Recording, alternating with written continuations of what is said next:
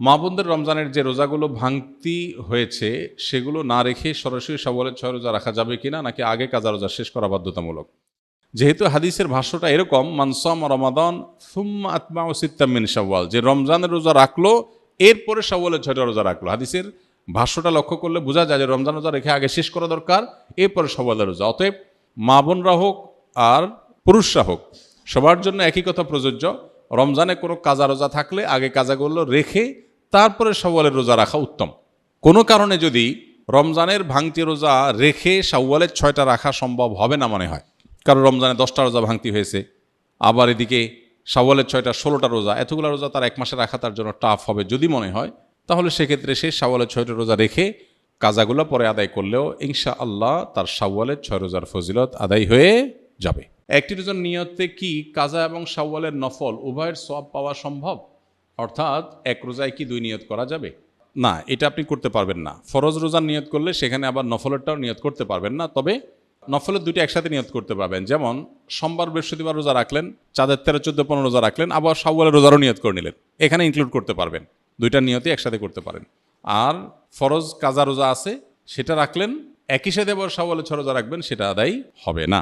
রমজান পরবর্তী ইবাদতের ধারাবাহিকতা ধরে রাখার কিছু উপায় বলে দিন। রমজান পরবর্তীতে ইবাদতের ধারা ধরে রাখার জন্য রমজানেই ভালো করে তাকওয়া চর্চা করতে হবে।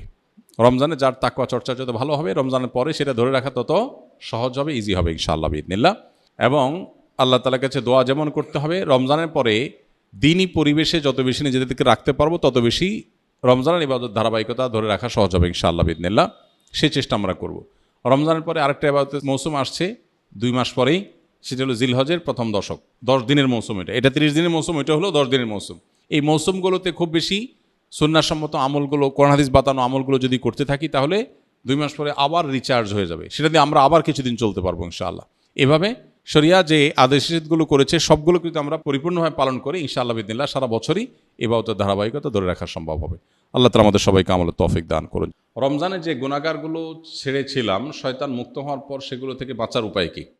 রমজানে যে সমস্ত গুনাহগুলো আমাদের দ্বারা হয়ে গেছে, সেগুলো রমজান পরবর্তী জীবনে আমরা কিভাবে ছাড়ব? মূলত রমজান মাসে রোজার মাধ্যমে যে আমাদেরকে আল্লাহ তাআলা তাকওয়া চর্চা করতে বলেছেন বা মুত্তাকি হতে বলেছেন, রোজার এই বার্তাটা গ্রহণ করা, রোজার এই মর্মটাকে উপলব্ধি করা, এটা যদি আমরা করতে পারি তাহলে রমজান পরবর্তী জীবনে ইনশাআল্লাহ তাকওয়া চর্চা করা আমাদের জন্য সহজ হবে।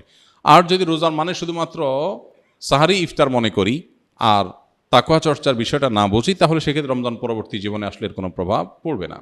শাওয়ালের 6 রোজা কি ঈদের পরদিনই শুরু করতে হবে, নাকি পুরো মাসের যে কোনো দিন রাখলে হবে? এই রোজাগুলো কি টানা রাখতে হবে নাকি বিরতি দিয়ে? শাওয়ালের 6 রোজা ঈদের পরপরই রাখতে হবে এমন কোনো বাধ্যবাধকতা নেই। তবে অনেকের জন্য সহজ হয় ঈদের পরপর রেখে ফেলতে পারলে, যাতে করে রোজার অভ্যাসটা থাকে, এর মধ্যে রেখে ফেলতে পারে, পরে আর রাখা হয় না, তারা আগে রেখে ফেলবে। আর যার সুযোগ আছে পরে রাখার বা দরকার আছে পরে রাখা, সে পরে রাখবে। এবং ধারাবাহিকভাবে রাখুক, সপ্তাহে 2টা করে, 1টা করে রাখুক, যেভাবে খুশি রেখে শাওয়ালের এই মাসের মধ্যে 30 দিনের মধ্যেই রেখে শেষ করতে হবে। আপনার জানা মতে শাওয়ালের রোজা রাখার সময় প্রচলিত কোনো ভুল আছে কি না, যা আমাদের এড়িয়ে চলা উচিত? শাওয়ালের রোজা কেন্দ্রিক খুব কমন বড় কোনো ভুল নাই, তবে ভুল ধারণা আছে কিছু। যেমন অনেকে মনে করেন শাওয়ালের 6 রোজা লাগাতার রাখতে হয়, ধারাবাহিক রাখতে হয়। যদি এই ধারণা এখন আস্তে আস্তে পরিষ্কার হয়ে গেছে আমার মনে হয়। শাওয়ালের 6টা রোজার ফজিলতটা আমরা জানি। নবী সাল্লাল্লাহু আলাইহি ওয়াসাল্লাম বলেছেন, মান সামা রমাদান সুম্মা আতবাহু সিত্তাম মিন শাওয়াল কানা কাসিয়ামিদ দাহর। যে ব্যক্তি রমজান রোজা রাখার পরে শাওয়ালের 6টা রোজা রাখবে, সে ব্যক্তি সারা বছর রোজা রাখার সওয়াব পাবে। এক হাদিসে নবী আলাইহিস সালাম এটার ব্যাখ্যাও করে দিয়েছেন। বিষয়টা এইভাবে যে রমজানের 30টা রোজা সচরাচর সর্বোচ্চ 30টা রোজা হয়, এটাকে প্রত্যেক আমলকে আল্লাহ তাআলা কমপক্ষে 10 গুণ বাড়িয়ে দেন। তাতে 30কে 10 দিয়ে গুণ দিলে 300 হয়, আর শাওয়ালের 6টা রোজা রাখলে আর 6 দুগুণে 60 হয়, তাহলে 360, চান্দ্র বছর হিসাবে 360 দিন। অতএব পুরো বছর রোজা রাখার সওয়াব পেতে হলে রমজান রোজার পরে শাওয়ালের 6টা রোজা রাখতে হবে। এই রোজা রাখার ক্ষেত্রে কোনো ধারাবাহিকতার শর্ত নাই, ভেঙে ভেঙে রাখতে পারেন, একসাথে রাখতে পারেন, যেভাবে খুশি রাখতে পারেন। এটা হলো একটা ভুল ধারণা সাধারণত, যে একসাথে রাখা লাগে কিনা অনেকের ধারণা হতে পারে। এর বাইরে আর তেমন কোনো মেজর ভুল দেখি না। রমজান রোজা যেভাবে রাখেন সেটাও একইভাবে আপনি রাখবেন, শাওয়াল মাসের মধ্যেই রেখে দিবেন।